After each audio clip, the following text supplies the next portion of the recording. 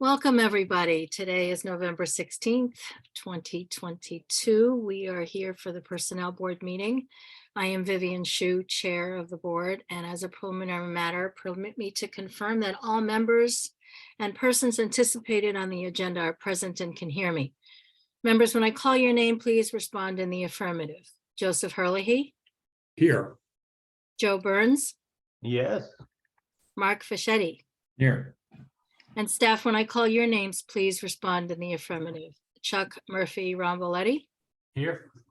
Tatiana Swanson, Here. Karis Lustig. Here. Excellent. I don't believe we have any other anticipated speakers on the agenda, so let me introduce the remote open session. This session is an open meeting and is being conducted remotely consistent with Governor Baker's executive order of March 12, 2020. Due to the outbreak of COVID-19.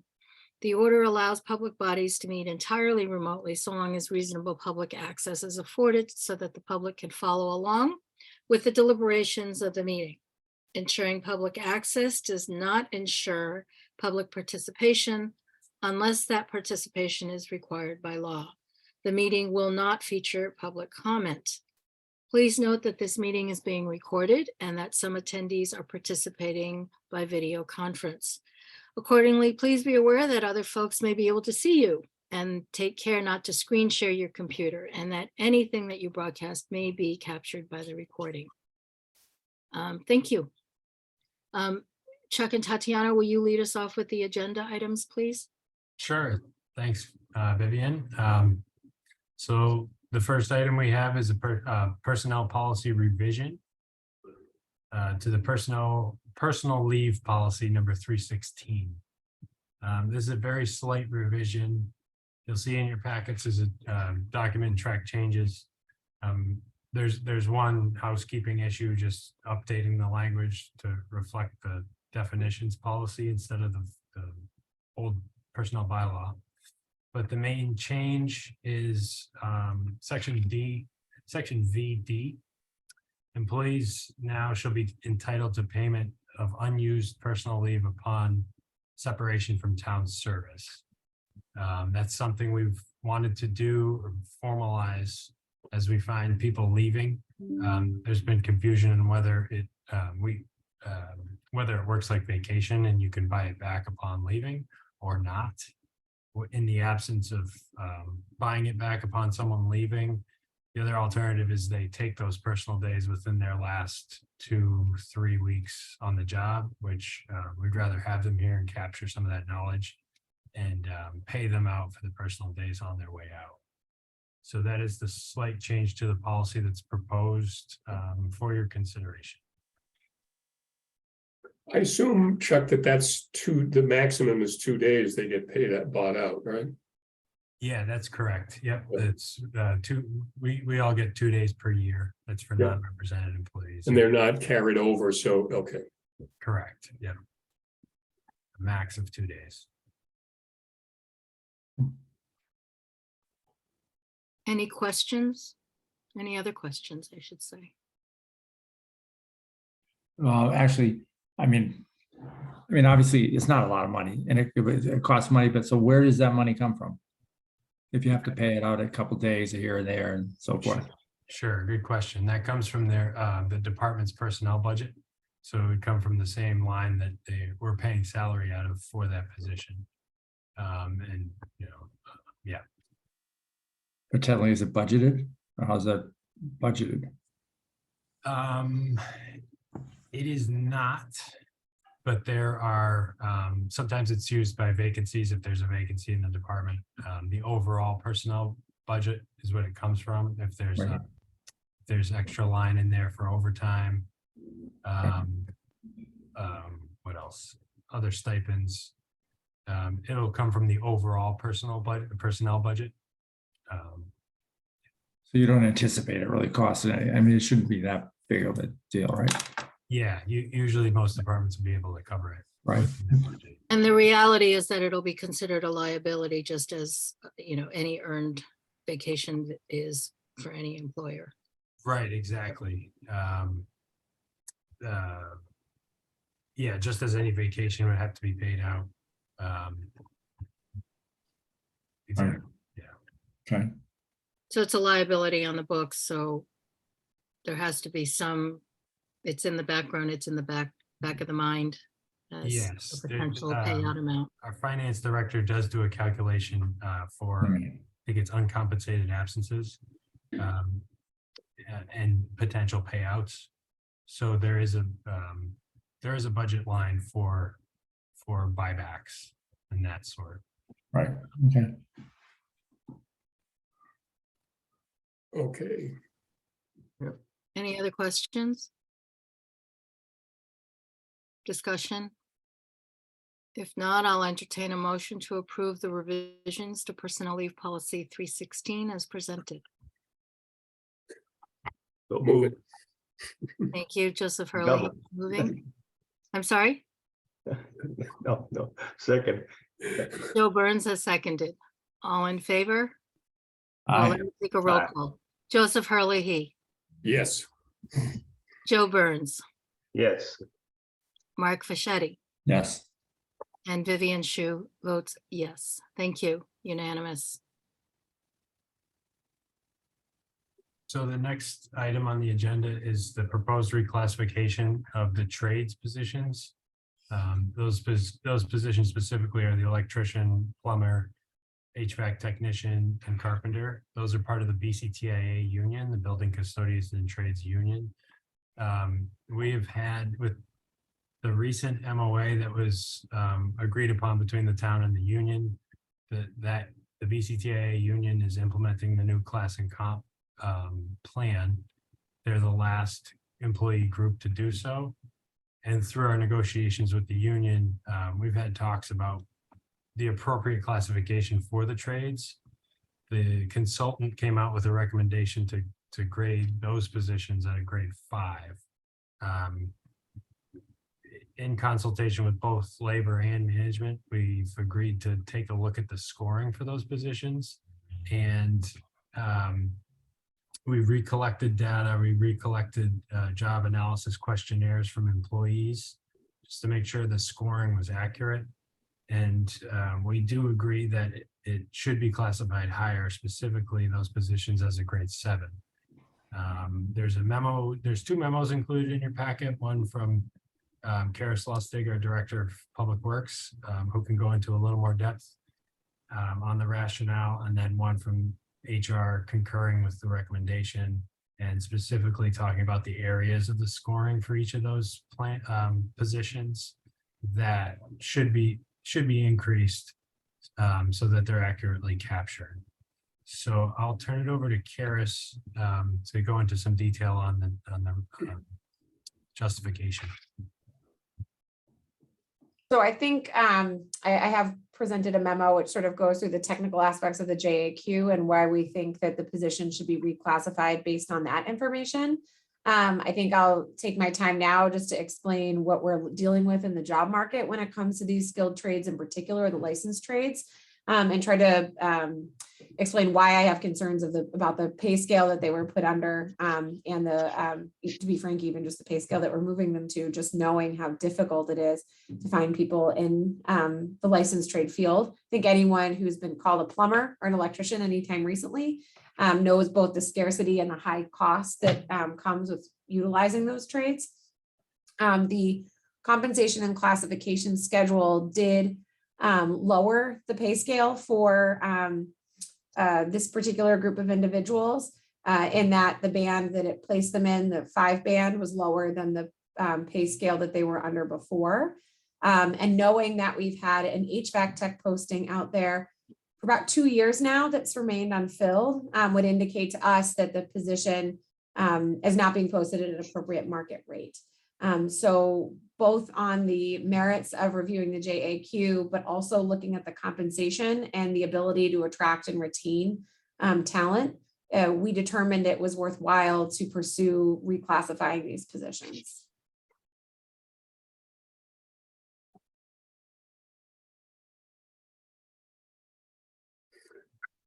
Excuse me. So you'll see in your packets the memos, and there's some specific recommendations for where exactly the scores have changed or they're being proposed to change.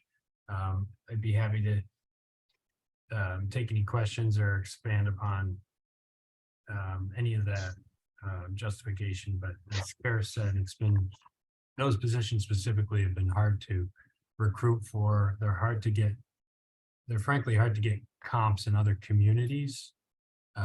Not many communities have in-house trades. So it was, in doing the comps, it was hard to get some of that, which factored in a little bit, but the town does place a good, places some priority on these positions and the services they provide. And we want to make sure that's captured accurately in terms of our scoring and our classification system for the positions. Chuck, can I just build on that as well? I think the reason it's hard to find is that most towns, most facilities departments are under school departments and not necessarily under town departments. But I think that also reflects the breadth of work that our trades have to do, because they not only are responsible for all of the schools, but the municipal buildings as well. How many open positions do you have right now you're trying to fill in these areas? About? So right now we have 2 HVAC technician positions. Like I said, there's been a consistency Right. and we've had 1 vacancy for the past at least 2 years. And these positions have been difficult to fill before we ran into the current economic environment that we're in. We posted a plumber position. I think we had to go out a couple of times. The last time that we filled that one in the last few, I would say 6 months. So you think these will make the difference, these increases? I think it will help. We've talked to some of our contractors. We outsource obviously a significant portion of our work because we only hire 1 electrician, 2 plumbers, and we maintain, 300,000-400,000 square feet of space. We've talked to some of the contractors that work for, state vendors, and it'll help. We're not at a market rate financially, but obviously there's some advantages that we offer employees that they wouldn't get if they're working for a private company. Outside of just the obvious pension component, there's some value to knowing that when you get called in the middle of the night to an HVAC or an electrical emergency, you know where you're going. Whereas if you work for a private company, you could be driving for 10 minutes or you could be driving for 2 hours. So I think there's some advantage. And I think that this helps make it more of a comparable, even though there would be a fairly significant hourly rate decrease. It's not as significant as it would have been had we taken a step back on the salary range. When were these positions last reviewed under the classification and comp studies? Sure, so that would have been the summer of 19 was when the original JAQs were done and Okay. interviews were conducted. Yeah. Does that answer your question? Or were you talking? It does. I mean, traditionally, what we always tried to do was to do the studies within a 5-year period, right? To be sure that we were competitive with the market, with our comparable communities, and to see what was out there in the market, including the private sector. So, I was wanting to judge this and say, if it was a year ago, what did we miss? Or has the market just changed so dramatically because of current conditions in the trades? So I was just curious what the factors were and wanting to know when we last studied these. So, okay. Now, And will it's this result in obviously- Will this result in adjustment of current employees' salaries, or?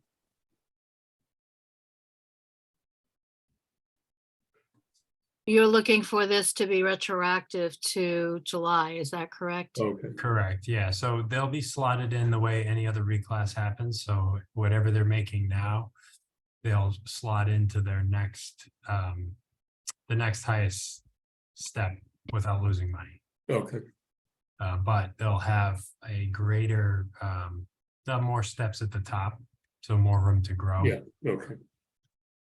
All right, So actually, I just want to take a quick look because I think it's still putting them, I think they're at the top end, but I think they have a step or 2 left in this current scale. And we did negotiate a contract that provides other options for them for compensation as far as rewarding them for the licenses that they possess, and tiers that out. So there's additional compensation to this particular, just outside of their hourly range. yeah. No, I saw your note about the stipend, yeah, okay. Right, that's a good point, yeah,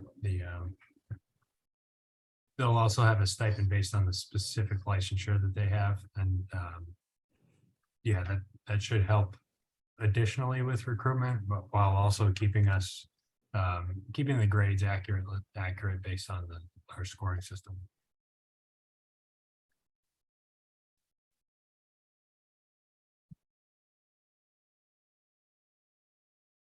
Any other questions or discussion?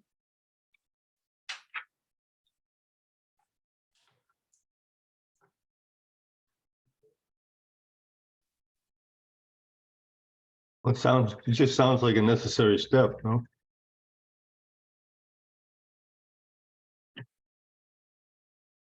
Yeah, it's needing to get the skilled workers, right? Right. In the trades, because there's such competition for them. I mean, it's always a challenge to compete with the private sector and to, as we talked about earlier, not poach from our neighboring communities, but for our comparable Right. communities. You know, and hopefully the idea would be to entice people to come voluntarily.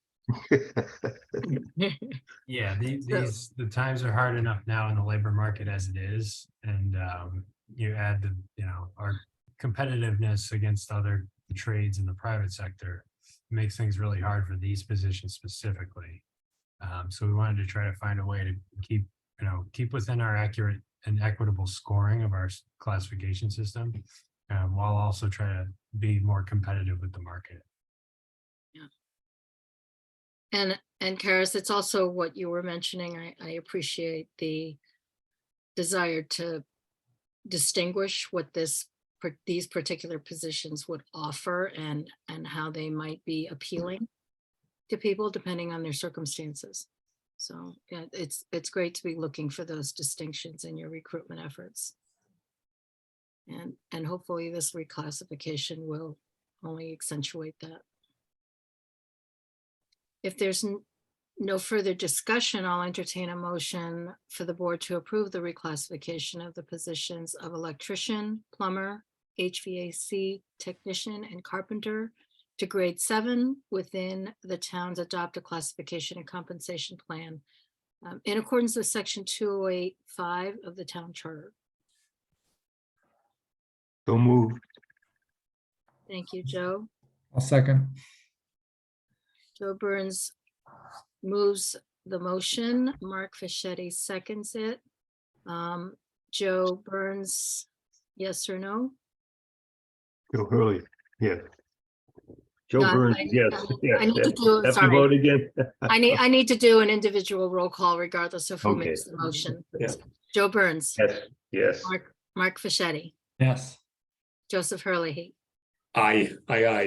and the chair votes aye. Thank you. The motion carries. Thank you all. Thank you. Thanks, Karis. Thanks. Okay, so the next item on the agenda actually is not ready for discussion or a vote. So the finance department is looking at potentially reclassifying this position, but there hasn't been anything set in stone for a recommendation at this point.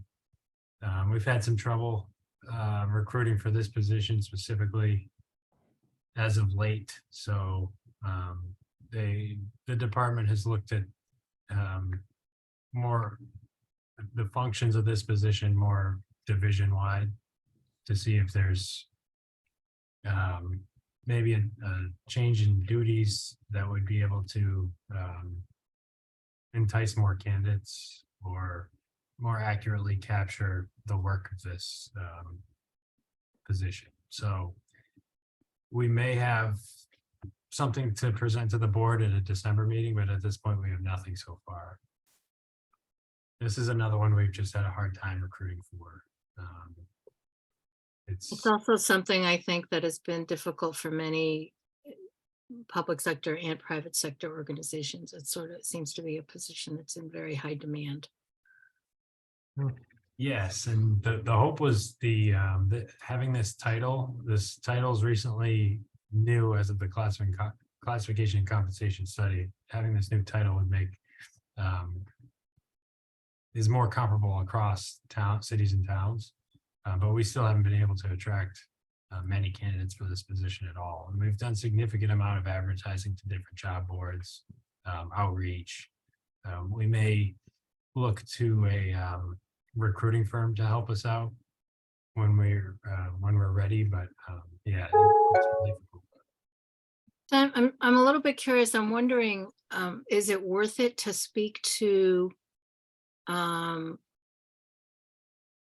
existing procurement offices in other towns? Not necessarily, you know, I'm not suggesting you poach them, but to say what makes positions like this appealing, right? What are the distinctive factors that might create an opportunity for further recruitment or higher interest in the position? Yeah, that's a good idea. I mean, we are fortunate to have, Tatiana was actually the former person in this role, and we poached her internally. But I think that's a credit to her and her work that it's hard shoes to fill. And I think even Tatiana's had done some outreach to. Yeah, we did try Okay. shamelessly poaching, but it wasn't successful. In one case, the person we were thinking about had already moved on to another position, and in other cases, I don't have specifics, but I didn't get very far with having people apply to the position. So Yeah, so in spite of all that, I mean, we have pretty good networks for this position in-house that we're able to reach out to. We've done a lot of advertising in different places. But we've still had trouble. It's an interesting one for sure. So I think that's why the department's trying to get creative, see if there's a better way to capture the duties we're looking for, better market the position. Yeah. Just a quick thought too. I mean, it's one of those things. Are you including requirements in the position that would dissuade somebody who, you know, has the energy, the get up and go, the initiative to move into something like this from a lower level position? Is it something that's, Yeah. is there anything in the position in terms of expectations, duties, and experience and requirements that might dissuade somebody from stretching? It's a good question. I don't think we require MCPPO, right, Tatiana? we do not. We only require the ability to obtain it, because I actually didn't have NCPPO certification when I first took the job. And as a matter of fact, there's been some tasks that actually have been placed on a different position. So if anything, this job is a little easier now. Yeah. But yeah, I think, and we've also, we got through a couple rounds of interviews with several candidates, and I think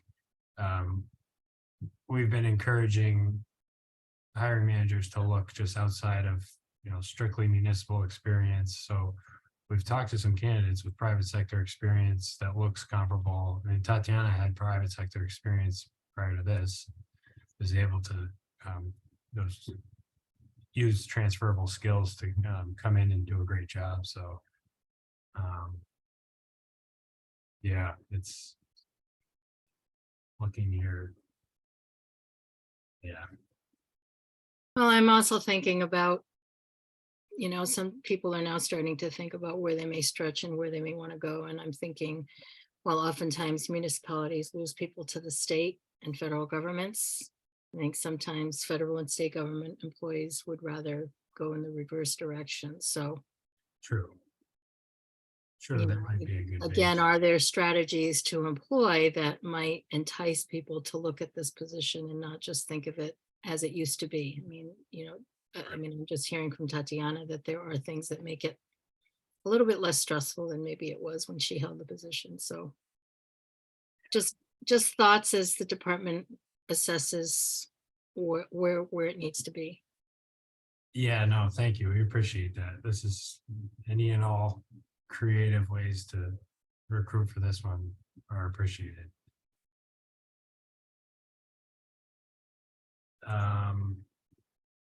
So the last part of the agenda, so we are technically supposed to approve any revisions to Schedule A So the reclasses of the trades positions. I sent out a Schedule A separately that has some Yeah. updated, it shows the updates to those trades positions in it. I also highlighted the BCTIA changes as part of the MOA that went into effect, just for reference.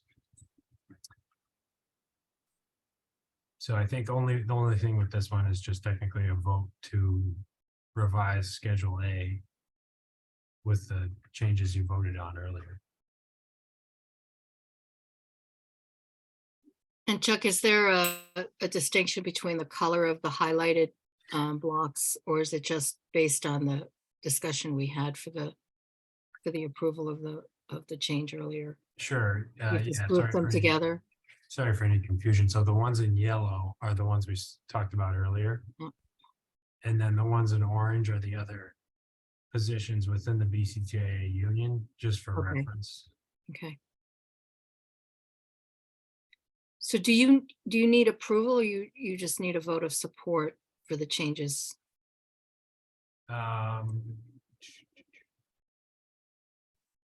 I think a vote to approve.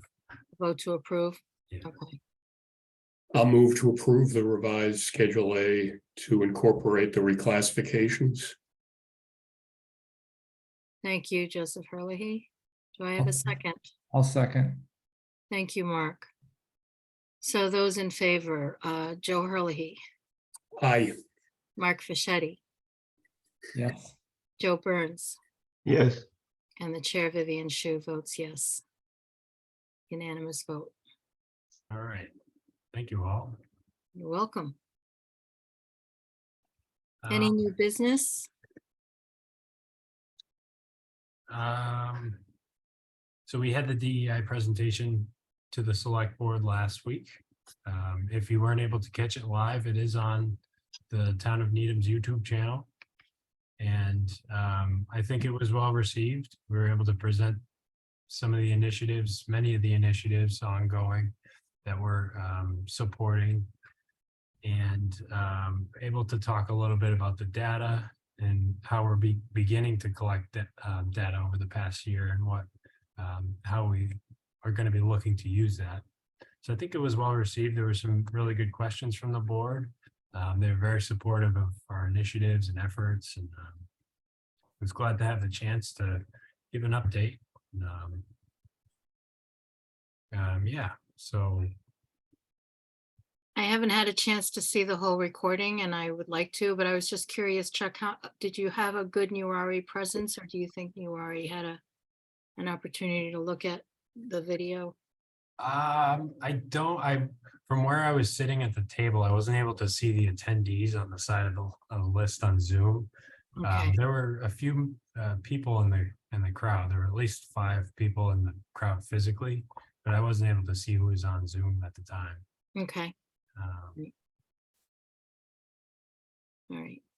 But Any other new business from you or Tatiana, or anything that Karis wants to raise? Since you've got us? None of my end. I think just at the next meeting, so we'll probably have a need to meet in December. We have some updates to the Schedule C, which is temporary part-time staff schedule pay scales. We have some proposed updates for the board to consider. We have the state's minimum wage is going up on January 1st to $15 an hour. And we do have several positions that are below that right now. So we'll have to bring those up. And then any positions that are classified similarly, we'll also bring those up to avoid compression. So that we'll need your vote in December for that. I don't know if we want to look at schedules while we're all here, or I can just send out an email, whatever's easiest. It might be easier if you send out an email and we can all take a look at it. I'm conscious of holidays and people may be traveling.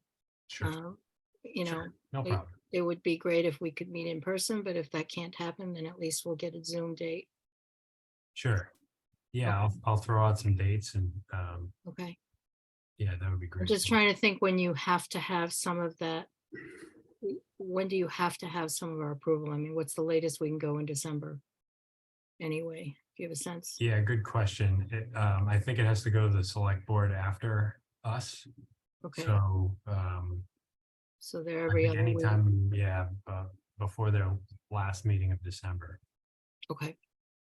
Okay, So, that sounds good.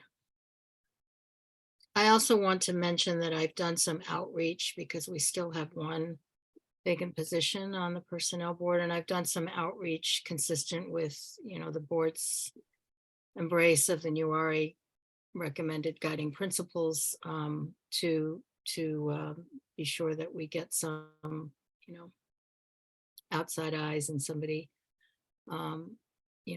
again, with some HR experience, but I've done some outreach and hopefully Great. we'll have somebody who may be able to round us out. that's So, great.